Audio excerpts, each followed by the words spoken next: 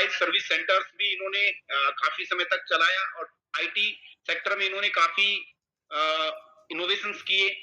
Academic education की बात करूं तो उन्होंने बीकॉम कंप्लीट किया और टेक्निकल एजुकेशन में MCSC Microsoft certificate system engineering course इन्होंने किया और बेंगलोर से इन्होंने ये कोर्सेज किया।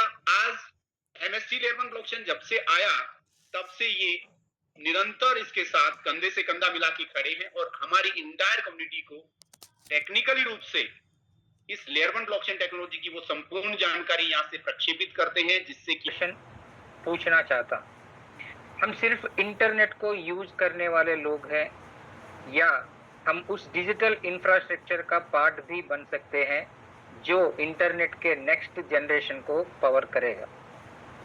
आज हम इसी जर्नी को समझेंगे, from internet users to blockchain infrastructure participants. और स्पेसिफिकली हम समझेंगे कि वैलिडेटर इंफ्रास्ट्रक्चर क्या होता है, वैलिडेटर का एक्चुअल रोल क्या होता है और एमएसटी का फ्रैक्शनल नोड मॉडल इस पार्टिसिपेशन को कैसे स्ट्रक्चर करता है।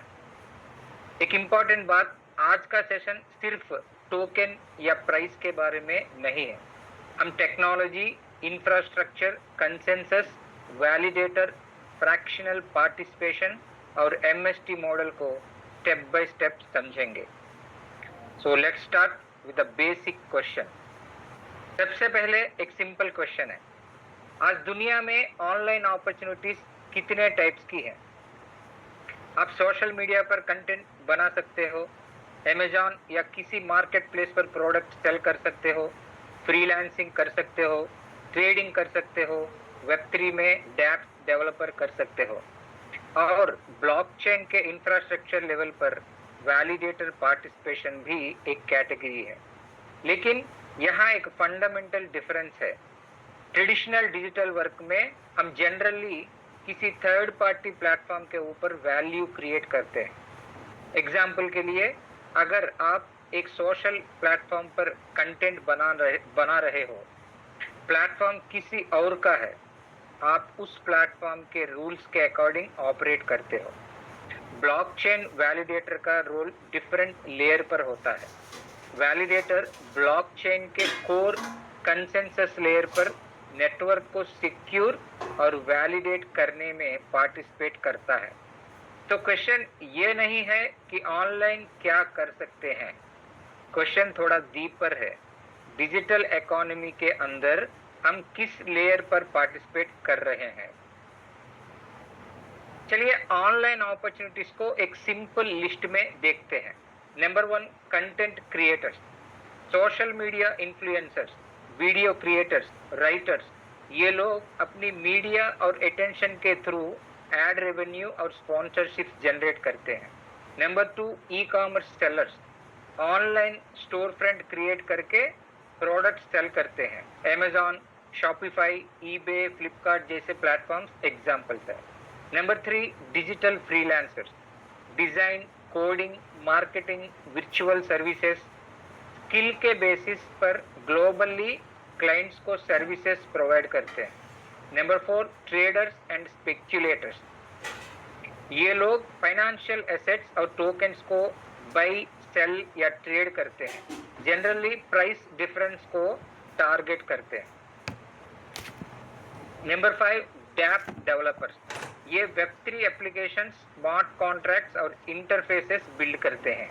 और नंबर 6, इंफ्रास्ट्रक्चर वैलिडेटर्स, यहाँ रोल इंटरेस्टिंग हो जाता है। वैलिडेटर्स ब्लॉकचेन नेटवर्क के पार्टिसिपेंट्स होते हैं जो ट्रांजैक्शंस को वेरीफाई करते हैं, उन्हें ब्लॉक्स में इंक्लूड करने के लिए प्रपोज या अप्रूव करते हैं और कंसेंसस मैकेनिज्म के थ्रू नेटवर्क के लेजर को एक्यूरेट और सिक्योर बनाए रखते हैं। सो देखिए, ऑनलाइन वर्ल्ड में पार्टिसिपेशन सिर्फ कंटेंट या कॉमर्स तक लिमिटेड नहीं है।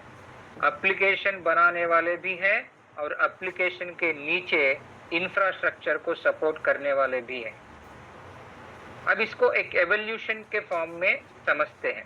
सबसे पहला था ट्रेडिशनल फिजिकल जॉब्स, फिर आया वेब 1.0, इंटरनेट रीडर्स, पहले लोग इंटरनेट पर सिर्फ इंफॉर्मेशन देखते और पढ़ते थे। फिर आया वेब 2.0। यहाँ यूजर्स सिर्फ कंज्यूम नहीं कर रहे थे, वो कंटेंट क्रिएट करने लगे। सोशल क्रिएटर्स आए, ई कॉमर्स और डिजिटल सेलर्स आए, गिग वर्क यानी शॉर्ट टर्म या प्रोजेक्ट बेस्ड काम, और ग्लोबल फ्रीलांसिंग आया। डिजिटल एंटरप्रेन्योरशिप ग्रो हुआ। सास यानी ऑनलाइन सॉफ्टवेयर सर्विसेज और एप्लीकेशंस आए। फिर क्रिप्टो और डीफाई के साथ टोकन यूजर्स आए।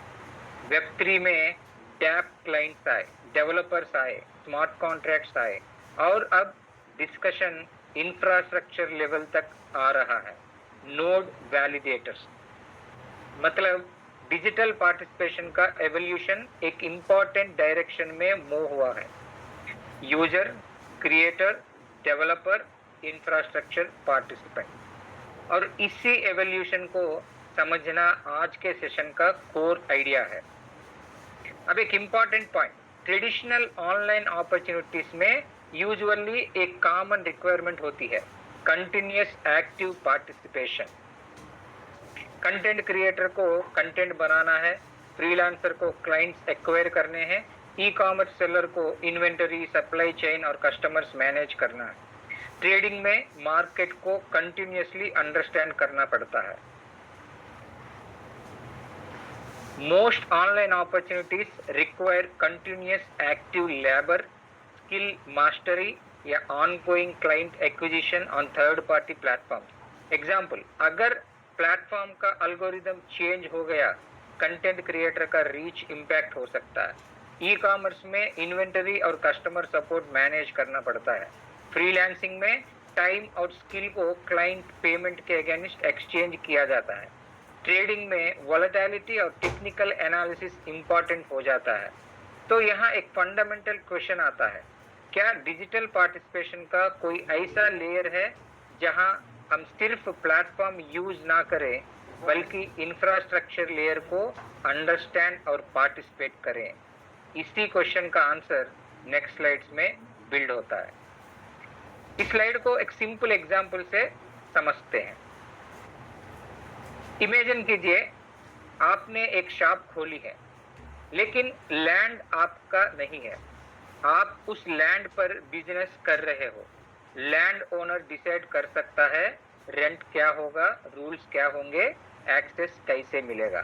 एग्जैक्टली इसी एनालॉजी को एप्लीकेशन लेयर के थ्रू एक्सप्लेन करते हैं। सोशल प्लेटफॉर्म्स, मार्केट प्लेसेस और गिग एप्स अपने फी स्ट्रक्चर्स, टर्म्स ऑफ सर्विस और एक्सेस कंट्रोल सेट करते हैं।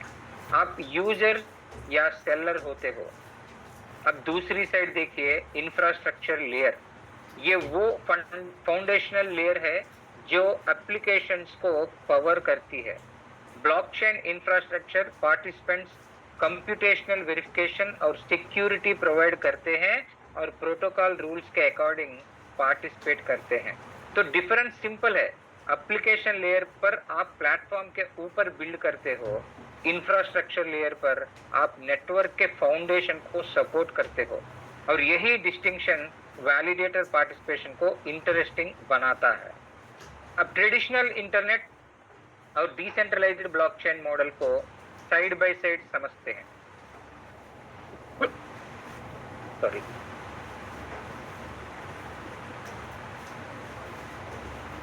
ट्रेडिशनल इंटरनेट में यूजर वेब ब्राउज करता है, फिर एप्लीकेशन, वेब ऐप या ऑनलाइन स्टोर, उसके पीछे सेंट्रलाइज्ड सर्वर होता है, Amazon वेब सर्विसेज या क्लाउड होस्टिंग, और फिर telecom infrastructure, data cable network etcetera. Blockchain model में फ्लो डिफरेंट है।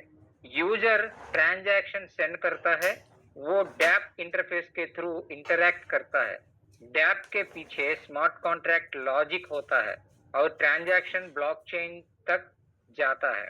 ब्लॉकचेन चेन के अंदर कंसेंसस नेटवर्क होता है और वैलिडेटर्स उस नेटवर्क को सिक्योर करने में पार्टिसिपेट करते हैं।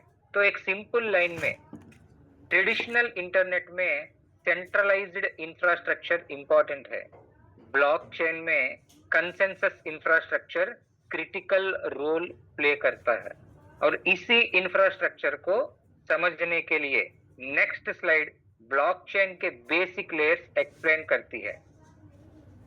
ब्लॉकचेन इकोसिस्टम को समझने के लिए हमें इसके 4 बेसिक पिलर्स को देखना होगा। पहला, लेयर 1 ब्लॉकचेन। ये पूरे नेटवर्क की बेस लेयर होती है। इसी पर ट्रांजैक्शंस प्रोसेस होते हैं और परमानेंटली ऑन चेन रिकॉर्ड किए जाते हैं। सिंपल वर्ड्स में लेयर 1 ब्लॉकचेन पूरे सिस्टम की फाउंडेशन है। दूसरा, कंसेंसस इंजन। अब सवाल यह है कि जब कोई सेंट्रल अथॉरिटी नहीं है तो नेटवर्क कैसे डिसाइड करेगा कि कौन सी ट्रांजैक्शन जेन्युइन है? डिफरेंट नोड्स एक ही डिसीजन पर कैसे एग्री करेंगे? इन सब रूल्स और वेरिफिकेशन प्रोसेस को कंसेंसस इंजन मैनेज करता है। तीसरा, नेटिव यूटिलिटी टोकन। हर ब्लॉकचेन का अपना नेटिव टोकन होता है। इस टोकन का यूज गैस फी पे करने, नेटवर्क सिक्योरिटी के लिए, स्टेकिंग करने और प्रोटोकॉल रिवॉर्ड्स डिस्ट्रीब्यूट करने में लगता है। चौथा, डिसेंट्रलाइज्ड एप्लीकेशंस यानी dapps. DeFi platforms, blockchain games और रियल वर्ल्ड एसेट एप्लीकेशंस जैसे Web3 प्रोडक्ट्स इसी ब्लॉकचेन इंफ्रास्ट्रक्चर के ऊपर डेवलप किए जाते हैं। अगर इस पूरे इकोसिस्टम को एक सिंपल एग्जांपल से समझें तो लेयर 1 ब्लॉकचेन फाउंडेशन का काम करती है। कंसेंसस इंजन डिसाइड करता है कि नेटवर्क में क्या वैलिड है। नेटिव टोकन सिस्टम के ऑपरेशंस और इंसेंटिव्स को सपोर्ट करता है और डैप्स इसी इंफ्रास्ट्रक्चर के ऊपर रियल वर्ल्ड एप्लीकेशंस क्रिएट करते हैं। लेकिन अब एक फाइनल क्वेश्चन, इन सब एक्टिविटीज को वेरीफाई, ऑपरेट और सिक्योर कौन करता है? इसका आंसर है वैलिडेटर्स। वैलिडेटर को बहुत सिंपल एग्जांपल से समझते हैं। इमेजिन एक क्लासरूम में 100 स्टूडेंट्स ने आंसर शीट सबमिट की। कोई सेंट्रल पर्सन नहीं है जो हर आंसर को ब्लाइंडली एक्सेप्ट करे। एक वेरिफिकेशन मैकेनिज्म चाहिए जो चेक करे कि इंफॉर्मेशन वैलिड है। ब्लॉकचेन में वैलिडेटर्स का रोल इसी वेरिफिकेशन प्रोसेस का इंपॉर्टेंट पार्ट है। वैलिडेटर के 3 की फंक्शंस है। Number 1, verifies transactions. Validator check करता है कि फंड्स सेंड करने वाले के पास एक्चुअल ओनरशिप है और डबल स्पेंडिंग नहीं हो रही। और number 2, proposes blocks. Verified transactions को क्रिप्टोग्राफिक ब्लॉक्स में ग्रुप करके नेटवर्क के सामने प्रपोज किया जाता है। Number 3, maintain security. Validators consensus voting में हिस्सा लेते हैं। इस प्रोसेस के थ्रू नेटवर्क ट्रांजैक्शंस को वेरीफाई करता है और ब्लॉकचेन लेक्चर की सिक्योरिटी, इंटीग्रिटी और रिलायबिलिटी मेंटेन रहती है। तो वैलिडेटर सिर्फ सर्वर नहीं है, वैलिडेटर ब्लॉकचेन के ट्रस्ट मैकेनिज्म का एक्टिव पार्टिसिपेंट है। एक बार सोचिए, अगर ब्लॉकचेन नेटवर्क में वैलिडेटर्स ही ना हो तो सिस्टम कैसे चलेगा? ट्रांजैक्शंस को वेरीफाई कौन करेगा? नेटवर्क के पार्टिसिपेंट्स के बीच एग्रीमेंट कैसे बनेगा? और ब्लॉकचेन की सिक्योरिटी का रेस्पॉन्सिबिलिटी किसकी होगी? इसीलिए कहा जा सकता है वैलिडेटर्स के बिना ब्लॉकचेन पर ट्रस्ट एस्टैब्लिश नहीं हो सकता। ट्रेडिशनल सिस्टम्स में वेरिफिकेशन का काम बैंक, कंपनी या सेंट्रल अथॉरिटी करती है, लेकिन डिसेंट्रलाइज्ड ब्लॉकचेन में ये रेस्पॉन्सिबिलिटी वैलिडेटर्स परफॉर्म करते हैं। वैलिडेटर्स ट्रांजैक्शंस को चेक करते हैं, ब्लॉक्स को वैलिडेट करते हैं और कंसेंसस प्रोसेस में पार्टिसिपेट करते हैं। इस रोल के बदले प्रोटोकॉल उन्हें ऑटोमेटेड रिवॉर्ड्स प्रोवाइड करता है, यानी वैलिडेटर्स अपने कंप्यूटिंग रिसोर्सेस, स्टेक और नेटवर्किंग पार्टिसिपेशन के थ्रू ब्लॉकचेन को सपोर्ट करते हैं। अब डिसेंट्रलाइजेशन को समझिए। अगर नेटवर्क सिर्फ कुछ लिमिटेड एंटिटीज पर डिपेंड हो तो कंट्रोल सेंट्रलाइज्ड हो सकता है, लेकिन जब अलग अलग लोकेशंस पर इंडिपेंडेंट वैलिडेटर्स ऑपरेट करते हैं तो नेटवर्क ज्यादा डिस्ट्रीब्यूटेड और सेंसरशिप रेसिस्टेंट बन सकता है। तो वैलिडेटर के रोल को 3 सिंपल वर्ड्स में याद रखिए: वैलिडेशन, सिक्योरिटी, डिसेंट्रलाइजेशन। चलिए अब डिजिटल वर्ल्ड के अलग अलग रोल्स को एक सिंपल कंपैरिजन के थ्रू समझते हैं। हर रोल अपनी तरफ से कुछ स्पेसिफिक वैल्यू कंट्रीब्यूट करता है और उसका रिवॉर्ड भी अलग सोर्स से आता है। फ्रीलांसर अपना टाइम और स्पेशलाइज्ड स्किल कंट्रीब्यूट करता है, उसकी अर्निंग का मेन सोर्स होता है क्लाइंट पेमेंट, और उसकी प्राइमरी डिपेंडेंसी होती है नए क्लाइंट्स एक्वायर करना। कंटेंट क्रिएटर मीडिया और ऑडियंस अटेंशन कंट्रीब्यूट करता है, उसका रिवॉर्ड जनरली एडवर्टाइजमेंट्स या स्पॉन्सरशिप से आता है, और उसकी सक्सेस काफी हद तक प्लेटफॉर्म एल्गोरिदम पर डिपेंड करती है। ई कॉमर्स सेलर इन्वेंटरी और मार्केटिंग मैनेज करता है, उसका रिवॉर्ड कस्टमर सेल्स मार्जिन होता है, और उसकी डिपेंडेंसी सप्लाई चेन और मार्केट डिमांड पर होती है। टोकन ट्रेडर अपना रिस्क कैपिटल यूज करता है, उसका potential reward market capital gain से आता है, लेकिन उसकी primary dependency short term price volatility होती है। अब आते हैं वैलिडेटर पार्टिसिपेंट पर। वैलिडेटर का कंट्रीब्यूशन होता है इंफ्रास्ट्रक्चर और स्टेक। इस रोल का रिवॉर्ड सोर्स होता है ऑन चेन प्रोटोकॉल रूल्स, और इसका प्राइमरी डिपेंडेंसी फैक्टर होता है नेटवर्क ग्रोथ और अपटाइम।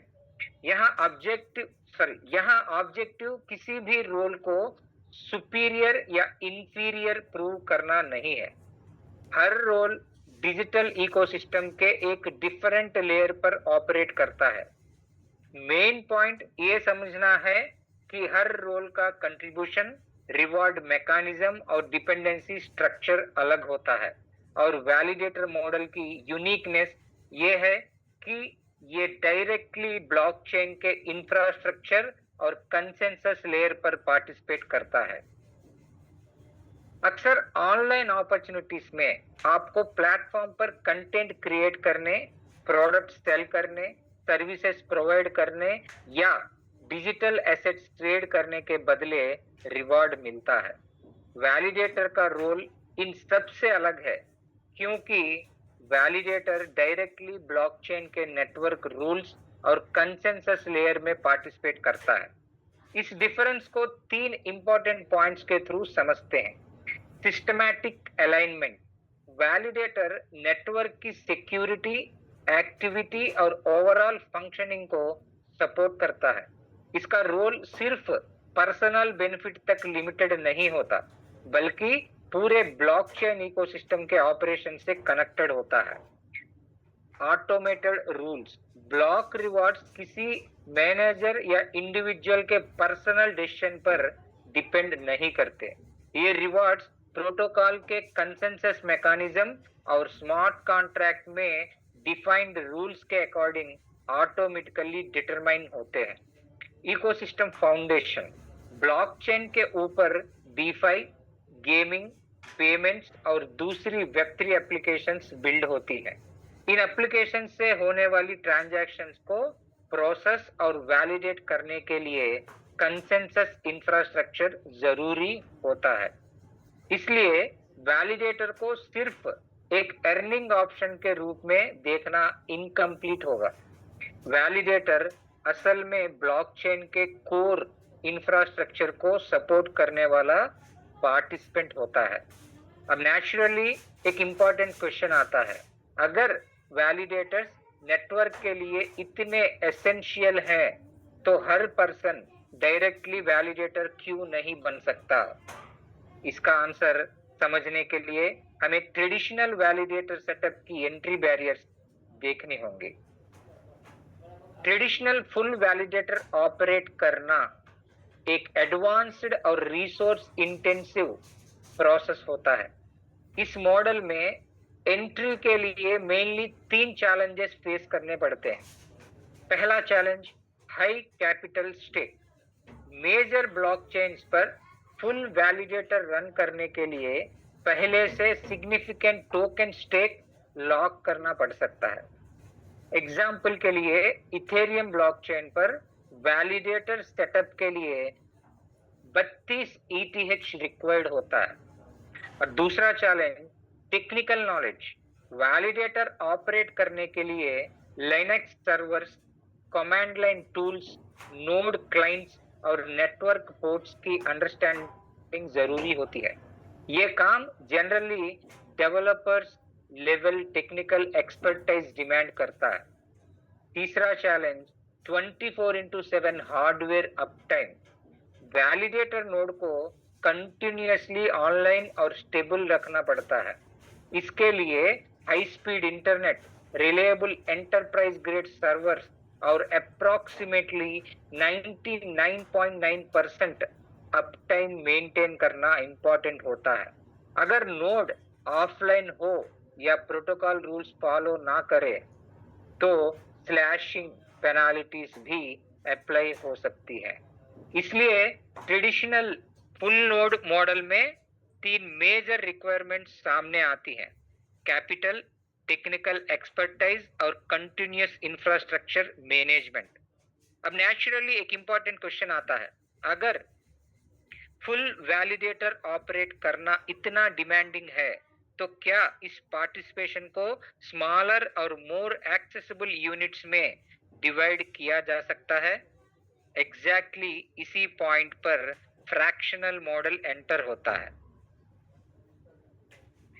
चलिए फ्रैक्शनल नोड मॉडल को एक रियल लाइफ एग्जांपल से समझते हैं। मान लीजिए एक कंप्लीट वैलिडेटर नोड ऑपरेट करने के लिए हाई परफॉर्मेंस सर्वर और रिक्वायर्ड प्रोटोकॉल स्टेक चाहिए। ये सेटअप एक इंडिविजुअल के लिए कैपिटल और टेक्निकल रिक्वायरमेंट्स की वजह से डिफिकल्ट हो सकता है। अब इसी एक फुल वैलिडेटर नोड को 70,000 स्टैंडर्डाइज्ड डिजिटल फ्रैक्शंस में डिवाइड करके इमेजिन कीजिए। वन फुल वैलिडेटर नोड, इसके अंदर 70,000 फ्रैक्शंस। हर फ्रैक्शन एक वेरीफाइएबल डिजिटल पार्टिसिपेशन यूनिट को रिप्रेजेंट करता है जो ऑन चेन रिकॉर्ड होता है। इन यूनिट्स के through community holders validator infrastructure में कलेक्टिवली पार्टिसिपेट कर सकते हैं। लेकिन यहाँ एक इंपॉर्टेंट क्लैरिफिकेशन है। इसका मतलब ये नहीं है कि फिजिकल सर्वर को 70,000 पार्ट्स में तोड़ दिया गया है। सर्वर एक ही कंप्लीट इंफ्रास्ट्रक्चर के रूप में ऑपरेट करता है। फ्रैक्शंस सिर्फ उस नोड में पार्टिसिपेशन को डिजिटली रिप्रेजेंट करती है। यानी जो फुल नोड सेटअप नॉर्मली एक लार्ज रिक्वायरमेंट होता, उस पार्टिसिपेशन को स्मॉलर, स्टैंडर्डाइज्ड और ट्रैकेबल यूनिट्स में ऑर्गेनाइज किया गया है। अब इस मॉडल को एक प्रैक्टिकल एंगल से समझते हैं। सबसे पहला बेनिफिट है टेक्निकल कॉम्प्लेक्सिटी का काम सबसे पहला बेनिफिट है टेक्निकल कॉम्प्लेक्सिटी का कम होना।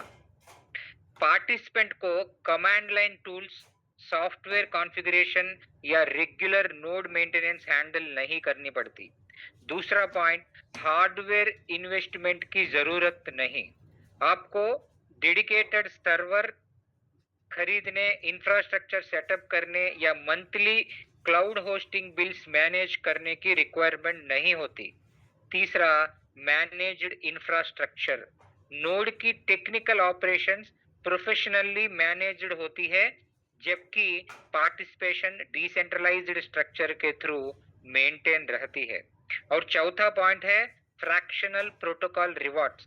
आपकी फ्रैक्शन होल्डिंग्स के प्रोपोर्शन के अकॉर्डिंग एप्लीकेबल प्रोटोकॉल रूल्स के तहत ब्लॉक रिवॉर्ड्स का शेयर कैलकुलेट होता है।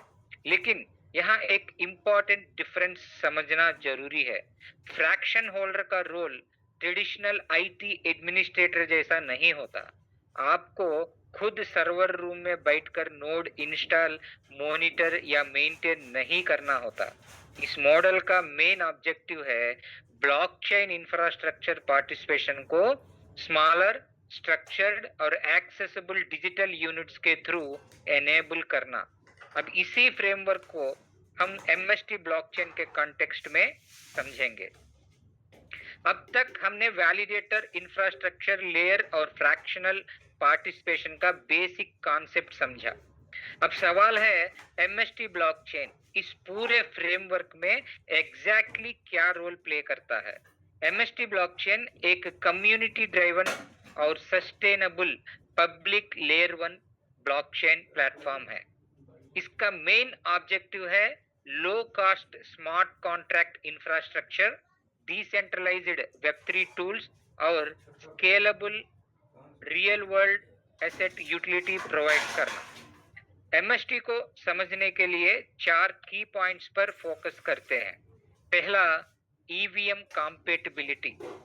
एमएसटी इथेरियम वर्चुअल मशीन के साथ कॉम्पेटिबल है। इसका मतलब इथेरियम बेस्ड स्मार्ट कॉन्ट्रैक्ट्स और डेवलपमेंट टूल्स को एमएसटी इकोसिस्टम में यूज किया जा सकता है।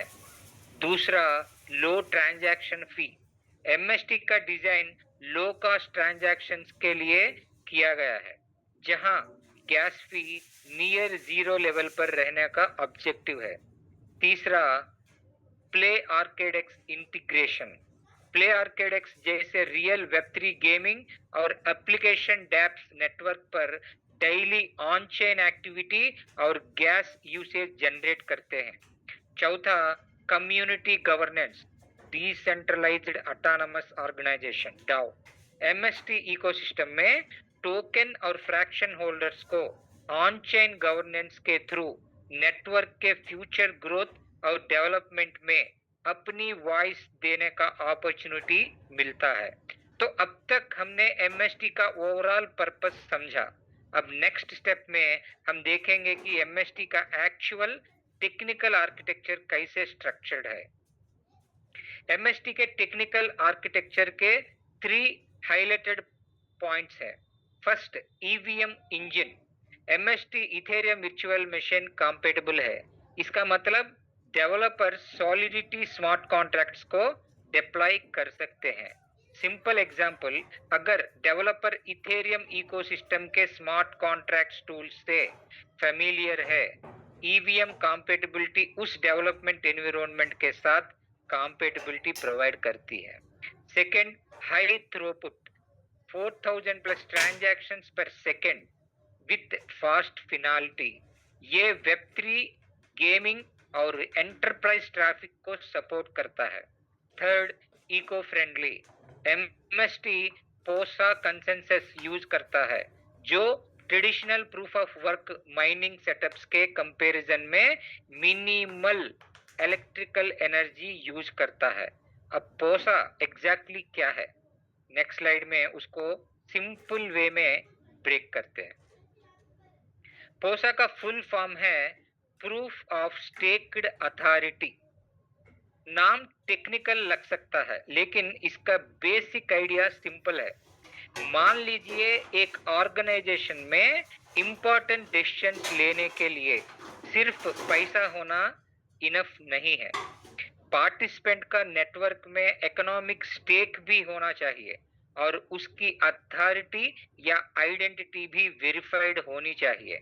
पोसा इसी कॉम्बिनेशन पर बेस्ड होता है। एमएसटी चेन में पोसा को प्रूफ ऑफ स्टेक और प्रूफ ऑफ अथॉरिटी के हाइब्रिड कंसेंसस मैकेनिज्म के रूप में समझा जा सकता है। इसके 3 मेन एलिमेंट्स है, रेपुटेशन और स्टेक। वैलिडेटर्स का सिलेक्शन उनके इकोनॉमिक स्टेक और वेरीफाइड वैलिडेटर अथॉरिटी के बेसिस पर होता है।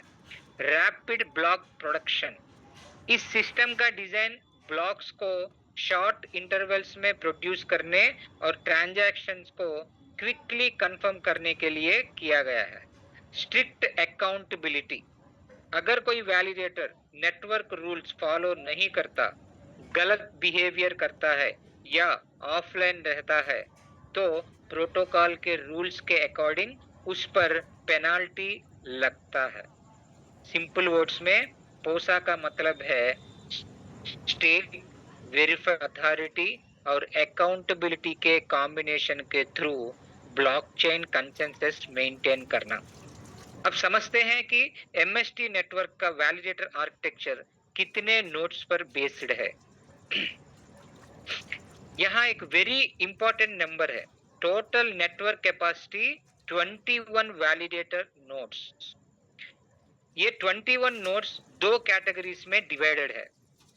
3 फाउंडेशन नोड्स, इन नोड्स को core technical team directly operate करती है। इनका main purpose baseline network security maintain करना, पीओएस मैकेनिज्म को सपोर्ट करना और प्रोटोकॉल अपग्रेड्स को मैनेज करना है। बाकी 18 कम्युनिटी फ्रैक्शनल नोड्स, ये नोड्स कम्युनिटी पार्टिसिपेंट्स के लिए फ्रैक्शनल नोड पार्टिसिपेशन यूनिट्स के थ्रू अवेलेबल है। इनका ऑब्जेक्टिव नेटवर्क में ब्रॉडर पब्लिक पार्टिसिपेशन और डिसेंट्रलाइजेशन को सपोर्ट करना है। तो ओवरऑल आर्किटेक्चर को सिंपल वे में समझिए। 21 total validator nodes, 3 foundation nodes, 18 community fractional nodes. अब नेचुरली एक इंपॉर्टेंट क्वेश्चन आता है, कम्युनिटी फ्रैक्शनल नोड में जो फ्रैक्शन बोला जा रहा है वो एक्चुअली रिप्रेजेंट क्या करता है? फ्रैक्शन को सिंपल लैंग्वेज में समझना जरूरी है। फ्रैक्शन एक ऐसी डिजिटल पार्टिसिपेशन यूनिट है जो एक एक्टिव एमएसटी वैलिडेटर नोड में किसी पार्टिसिपेंट का वेरिफाइबल शेयर रिप्रेजेंट करती है। मतलब अगर कोई पर्सन किसी वैलिडेटर नोड के फ्रैक्शनल स्ट्रक्चर में पार्टिसिपेट करता है तो उसकी पार्टिसिपेशन ब्लॉकचेन रिकॉर्ड्स के थ्रू वेरीफाई की जा सकती है। इस पार्टिसिपेशन के बेसिस पर होल्डर को नोड से जनरेट होने वाले ब्लॉक वैलिडेशन प्रोटोकॉल रिवॉर्ड्स में प्रोपोर्शनल शेयर मिलता है जो स्मार्ट कॉन्ट्रैक्ट रूल्स के अकॉर्डिंग कैलकुलेट होता है। अब इंपॉर्टेंट नंबर समझिए, एक कम्युनिटी वैलिडेटर नोड को 70,000 स्टैंडर्डाइज्ड फ्रैक्शंस में डिवाइड किया गया है। इसका पर्पस ये है कि एक कंप्लीट वैलिडेटर नोड में पार्टिसिपेशन सिर्फ एक इंडिविजुअल तक लिमिटेड ना रहे। मल्टीपल पार्टिसिपेंट्स अपनी कैपेसिटी के अकॉर्डिंग एक या मल्टीपल फ्रैक्शंस होल्ड कर सकते हैं। अब रिवॉर्ड मैकेनिज्म को एक सिंपल एग्जांपल से समझते हैं। एमएसटी ब्लॉकचेन में रिवॉर्ड्स नेटिव टोकन एमएसटीसी के फॉर्म में डिस्ट्रीब्यूट होते हैं। एक वैलिडेटर नोड में टोटल 70,000 फ्रैक्शंस होते हैं। नेटवर्क पर अप्रॉक्सीमेटली हर 3 सेकेंड्स में एक नया ब्लॉक प्रोड्यूस होता है और हर ब्लॉक के लिए प्रोटोकॉल रिवॉर्ड 200 एमएसटीसी होता है। अब इंपॉर्टेंट पॉइंट ये है कि डेली रिवॉर्ड सिर्फ एक नोड को नहीं मिलते। डेली एमिशन रिवॉर्ड्स उस डेट तक एक्टिवेट हुए सभी एक्टिव नोड्स के बीच डिस्ट्रीब्यूट होते हैं। एमएसटी नेटवर्क की टोटल कैपेसिटी 21 वैलिडेटर्स नोड की है। अभी तक 12 नोड्स एक्टिवेटेड है। इसका मतलब current active participation 12 nodes into 70,000 fractions equals to 8,40,000 active fractions. अब डेली ब्लॉक रिवॉर्ड्स इन्हीं 12 एक्टिव नोड्स या 8,40,000 फ्रैक्शंस के स्ट्रक्चर के अकॉर्डिंग डिस्ट्रीब्यूट होंगे। जैसे जैसे फ्यूचर में एडिशनल नोड्स एक्टिवेट होंगे, एक्टिव नोड काउंट और टोटल एक्टिव फ्रैक्शंस इंक्रीज होंगे। उसके बाद डेली रिवॉर्ड सभी एक्टिव नोड्स के कंबाइंड फ्रैक्शन पूल के बीच डिस्ट्रीब्यूट होंगे। अब एक वेरी इंपॉर्टेंट ब्लॉकचेन कॉन्सेप्ट समझते हैं, हैल्विंग।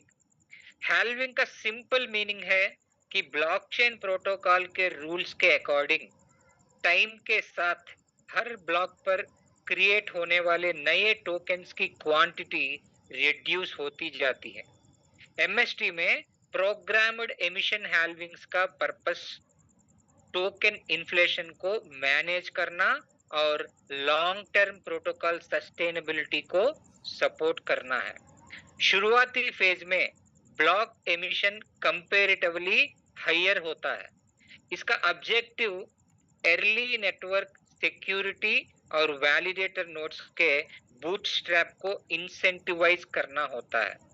लेकिन डिफाइंड टाइम पीरियड्स या एपोक्स के बाद हर ब्लॉक पर मिंट होने वाले MSTC टोकन्स की क्वांटिटी रिड्यूस कर दी जाती है। इसी प्रोसेस को हैल्विंग इवेंट कहा जाता है। MST के एमिशन शेड्यूल को इस तरह समझा जा सकता है। अभी जो चल रहा है 2024 से 2026 नवंबर 1 तक, उसको बोलते हैं इनिशियल फेज।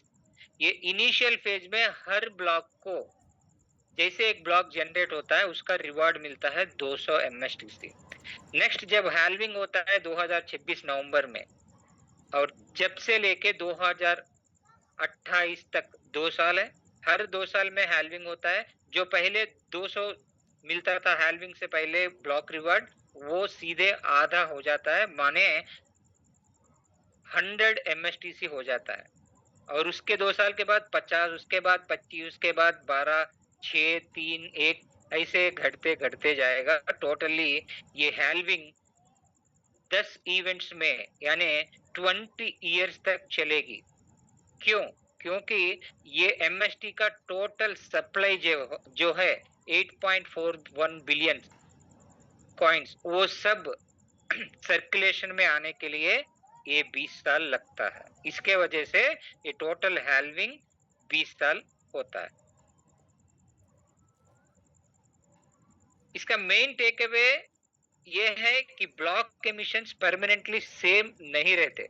प्रोटोकॉल के प्री डिफाइंड शेड्यूल के अकॉर्डिंग टाइम के साथ नए टोकन्स की एमिशन रिड्यूस होती जाती है। इसलिए वैलिडेटर इंफ्रास्ट्रक्चर को समझने वाले पार्टिसिपेंट के लिए सिर्फ करंट रिवार्ड देखना इनफ नहीं है। रिवार्ड मैकेनिक्स के साथ एमिशन शेड्यूल और फ्यूचर हैल्विंग इवेंट्स को भी समझना जरूरी है। अब हम समझते हैं कि MST फ्रैक्शनल वैलिडेशन को अलग क्या बनाता है। सबसे पहला पॉइंट है इंफ्रास्ट्रक्चर लेयर। यहाँ पार्टिसिपेशन डायरेक्टली लेयर 1 ब्लॉकचेन के कंसेंसस इंफ्रास्ट्रक्चर से कनेक्टेड है। ये अप्रोच सिर्फ स्पेक्युलेटिव डैप टोकन्स तक लिमिटेड नहीं है, बल्कि नेटवर्क के फाउंडेशनल लेयर से जुड़ी हुई है। दूसरा पॉइंट है जीरो डेवलपर्स वर्क। इस मॉडल में पार्टिसिपेंट को सॉफ्टवेयर इंस्टॉल करने, सर्वर मेंटेन करने या हार्डवेयर मॉनिटर करने की जरूरत नहीं होती। तीसरा पॉइंट है ऑन चेन ट्रांसपेरेंसी।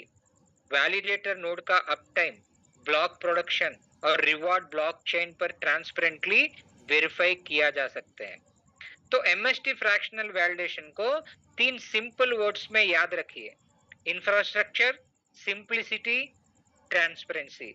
इन तीनों का कॉम्बिनेशन फ्रैक्शनल वैलिडेशन को एक स्ट्रक्चर्ड और एक्सेसिबल पार्टिसिपेशन मॉडल बनाता है।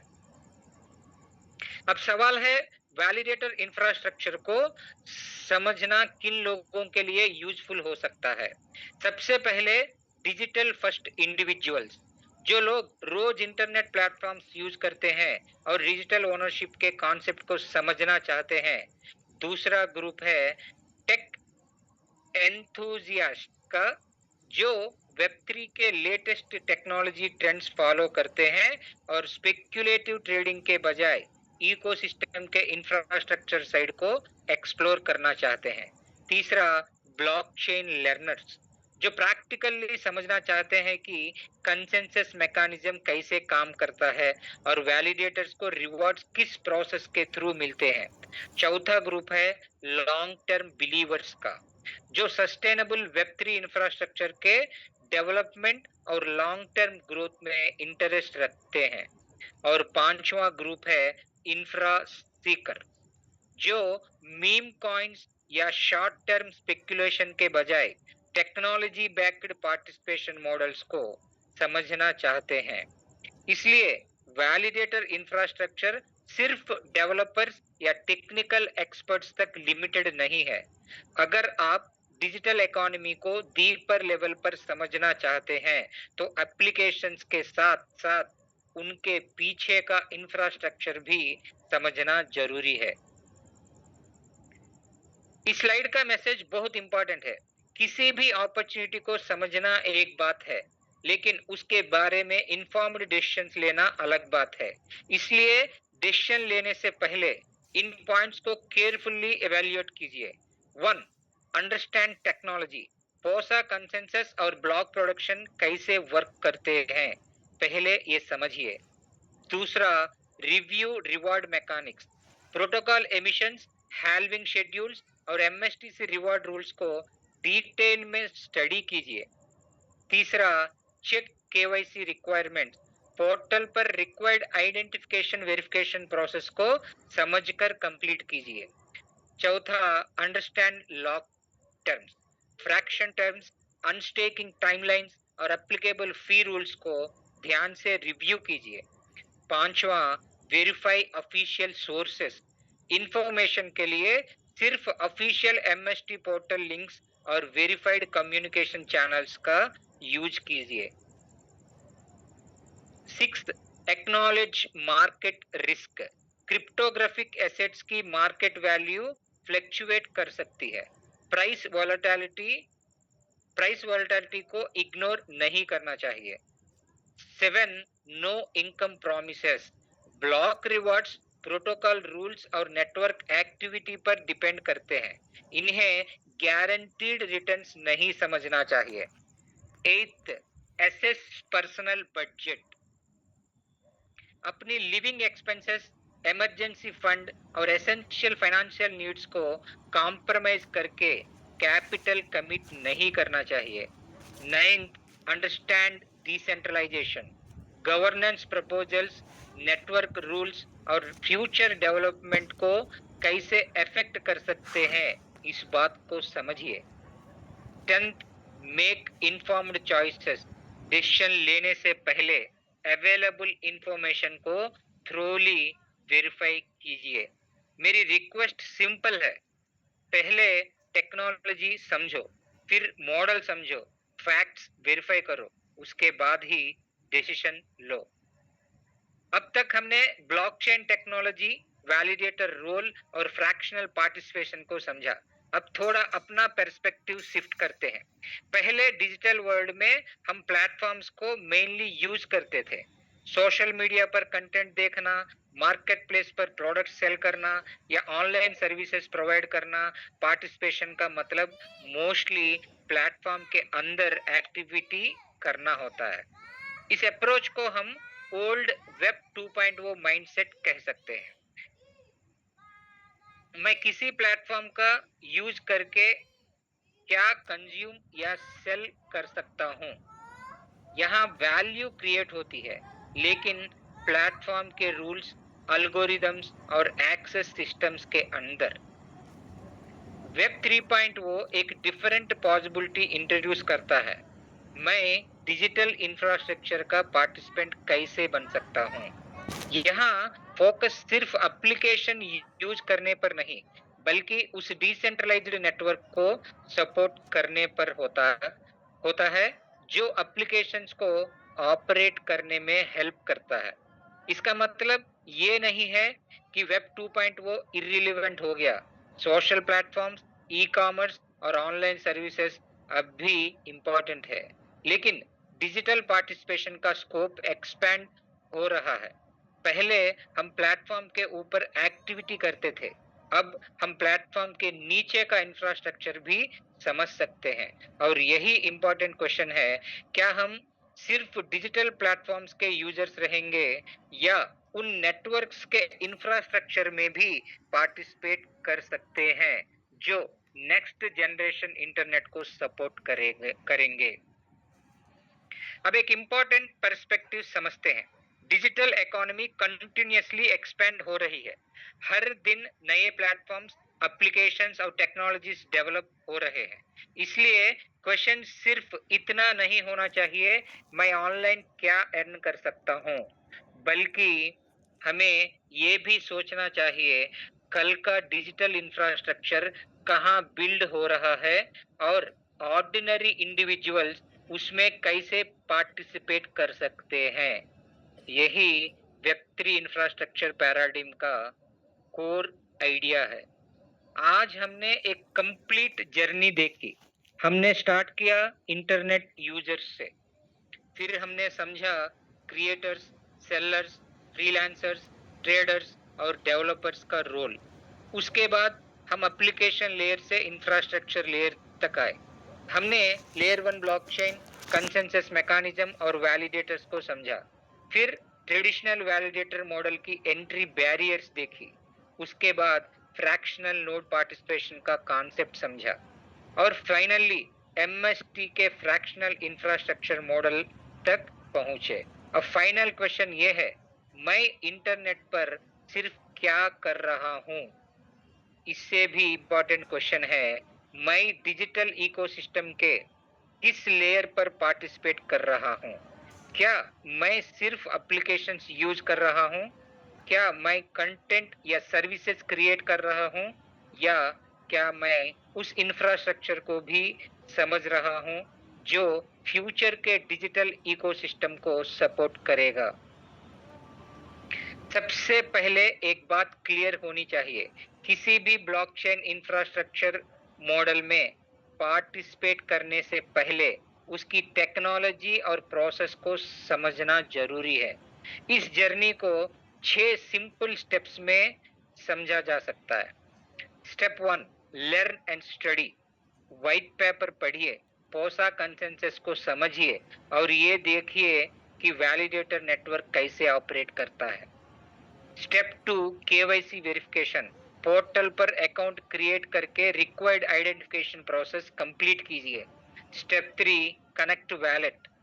एक ईवीएम कॉम्पेटेबल वेब3 नॉन कस्टोडियल वैलेट को प्लेटफॉर्म के साथ कनेक्ट कीजिए, वो सेफपाल हो या ब्रिज की। Step 4, select fractions. अपनी प्रेफरेंस और अंडरस्टैंडिंग के बेसिस पर फ्रैक्शनल नोड यूनिट चूज कीजिए। Step 5, monitor activity. Web dashboard के थ्रू वैलिडेटर परफॉर्मेंस और ब्लॉक रिवॉर्ड्स को रेगुलरली ट्रैक कीजिए। Step 6, govern and participate. Community DAO proposals को समझिए और इकोसिस्टम के डेवलपमेंट में पार्टिसिपेट कीजिए। यहाँ एक इम्पॉर्टेंट पॉइंट है, इस प्रोसेस का पहला स्टेप परचेज नहीं, एजुकेशन है। पहले टेक्नोलॉजी को समझना है, उसके बाद पार्टिसिपेशन रिक्वायरमेंट्स को रिव्यू करना है, फिर वैलेट और फ्रैक्शनल स्ट्रक्चर को क्लियरली अंडरस्टैंड करना है, उसके बाद नेटवर्क एक्टिविटी और वैलिडेटर परफॉर्मेंस को मॉनिटर करना है और इवेंचुअली गवर्नेंस और ब्रॉडर इकोसिस्टम पार्टिसिपेशन का पार्ट बनना है। रेस्पॉन्सिबल पार्टिसिपेशन हमेशा नॉलेज से स्टार्ट होती है, इसलिए पहले सीखिए, फिर वेरीफाई कीजिए और उसके बाद ही कोई डिसीजन लीजिए। अब हम अपनी प्रेजेंटेशन के फाइनल मैसेज पर आते हैं। आज हमने ब्लॉकचेन को सिर्फ एक डिजिटल टोकन के रूप में नहीं देखा, हमने समझा कि इसके पीछे एक कंप्लीट इंफ्रास्ट्रक्चर होता है। Layer one blockchain, consensus mechanism, validators, applications और कम्युनिटी पार्टिसिपेशन। इस जर्नी को 4 सिंपल स्टेप्स में याद रखिए। लर्न द टेक्नोलॉजी, ब्लॉकचेन का बेसिक स्ट्रक्चर समझिए। पोसा कंसेंसस का रोल समझिए, वैलिडेटर नेटवर्क को कैसे सपोर्ट करता है ये समझिए। अंडरस्टैंड द मॉडल, एमएसटी का लेयर वन आर्किटेक्चर समझिए। 21 वैलिडेटर स्ट्रक्चर को समझिए, कम्युनिटी फ्रैक्शनल नोड मॉडल को समझिए, 70,000 फ्रैक्शन स्टैंडर्ड, रिवॉर्ड मैकेनिज्म और हैल्विंग शेड्यूल को क्लियरली समझिए। और तीसरा, वेरीफाई द फैक्ट्स। किसी भी डिसीजन से पहले ऑफिशियल इंफॉर्मेशन जरूर चेक कीजिए। Official MST blockchain portal mstblockchain.com और official block explorer mstscan.com, official DAO portal dao.mstblockchain.com। और जब टेक्नोलॉजी मॉडल और इंफॉर्मेशन को प्रॉपरली समझ लें, तब आता है final step, then decide. Decision हमेशा इन्फॉर्म्ड होना चाहिए। आज हमने इंटरनेट यूजर से लेकर इंफ्रास्ट्रक्चर पार्टिसिपेंट तक पर्सपेक्टिव देखा। हमने समझा कि डिजिटल वर्ल्ड में सिर्फ एप्लीकेशंस यूज करना ही पार्टिसिपेशन नहीं है। एप्लीकेशंस के नीचे जो ब्लॉकचेन इंफ्रास्ट्रक्चर काम करता है, उसको समझना भी उतनी ही इम्पोर्टेंट है। आप इस मॉडल में पार्टिसिपेट करें या नहीं, फाइनल डिसीजन आपका है। लेकिन वेब3 को समझने के लिए एक बात याद रखिए, ब्लॉकचेन सिर्फ टोकन नहीं है, इसके पीछे इंफ्रास्ट्रक्चर है, कंसेंसस मैकेनिज्म है, वैलिडेटर्स है, डिसेंट्रलाइज्ड एप्लीकेशंस है, और इन सबको कनेक्ट करता हुआ एक कंप्लीट इकोसिस्टम है। तो आज के सेशन का फाइनल टेक अवे है, टेक्नोलॉजी को समझो, मॉडल को समझो, इंफॉर्मेशन वेरीफाई करो और फिर अपना डिसीजन लो। Thank you everyone. Over to you sir. Recording stopped. Thank you Sukur ji. वास्तव में आपने बहुत ही शानदार सेशन लिया और हमारी इंटायर कम्युनिटी को ब्लॉकचेन टेक्नोलॉजी के बारे में बहुत सी चीजें अवगत करवाई साथियों। और इसी के साथ सुकुर शेख जी आप बने रहिएगा हमारे बीच। हमारे एक वैलिडेटर्स हैं, उनका एक्विजिशंस है। पंकज त्रिपाठी जी ने आग्रह किया कि